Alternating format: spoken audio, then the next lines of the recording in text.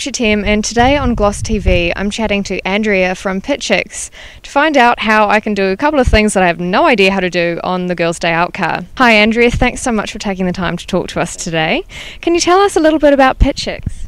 Pitchix is a business which helps ladies look after their own cars and prevent anything major happening to their cars before it happens.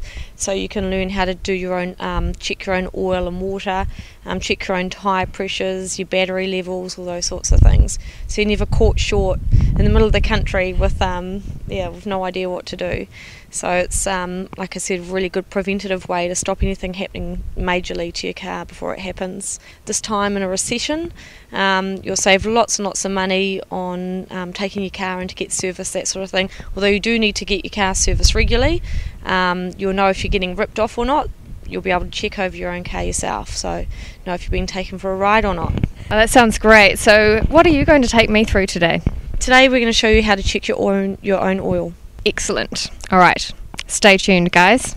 Always make sure that you've got a towel, a nice clean towel to wipe the dipstick with. Always make sure you're on a flat surface. Always make sure that your engine is warm, because oil expands with heat, so you want your oil to be at the maximum expansion. You'll always find your dipstick, this is a Suzuki, which is in the centre of the engine, but most dipsticks are the lowest and closest to the engine block.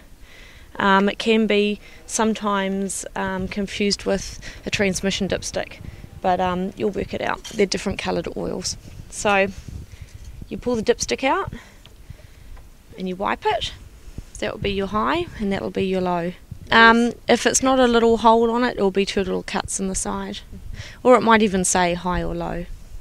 And your oil should be a reasonably nice golden colour. See, this is actually quite not too bad. I bet sometimes if you look into your own car it will be a nice black colour, which means it's due for a service. And if your car does need filling up, you fill the oil up here where it says engine oil. And if it doesn't say engine oil, it will have a picture of an oil cap on it. And you pour the oil in there and make sure you wipe any drips or drops away from that as well, because when the engine heats up you'll get quite a horrible smelly smoke come off the engine as it heats up. But you always fill it up there, and always fill it up little bit by little bit so that you're not overfilling it, because you don't want to wet your spark plugs later on down the track if you've overfilled it, and then it's really expensive to go and get your car emptied out again. While you were refilling it, would you just be checking with the dipstick to make sure? Constantly. So put in a little bit by little bit, and then run the engine for 3 to 5 minutes, so you're warming the oil through, and then check the level again, and it should be sitting just underneath, like a couple of millimetres underneath your full. So it's that easy. So making sure that our oil is nice and clean and topped up to the right levels, what kind of benefits is that going to give to our engine? It's going to keep the engine running a lot smoother, a lot cleaner. You're not going to get that horrible smoke coming out the back of the car. It's better on the environment. It's better on all the working parts within your engine. So the engine oil is like blood for your car. So you want it to be running nice and clean and working as best as it can. It's lubricating all those parts inside. And if it's got anything, any dirt or any debris from the road inside it, it's going to be gradually grinding away at all those delicate parts inside the engine. Good to know, and good to be nice to your car as well. Now before I let you go Andrea, I do have one more quick question.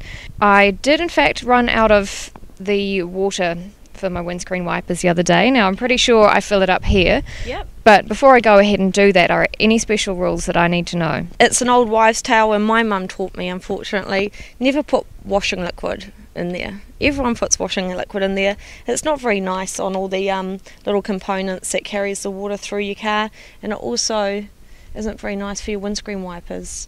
Or for the glass really. So what I suggest you do is go into your closest, say, Super Cheap Auto, and grab, it's in a green and white bottle, it's called Bug Off, and you just pour a little part of that into here, put it in first, and just pour in cold water, and that will be fine. If your windscreen wipers are empty, it's a warrant of fitness failure.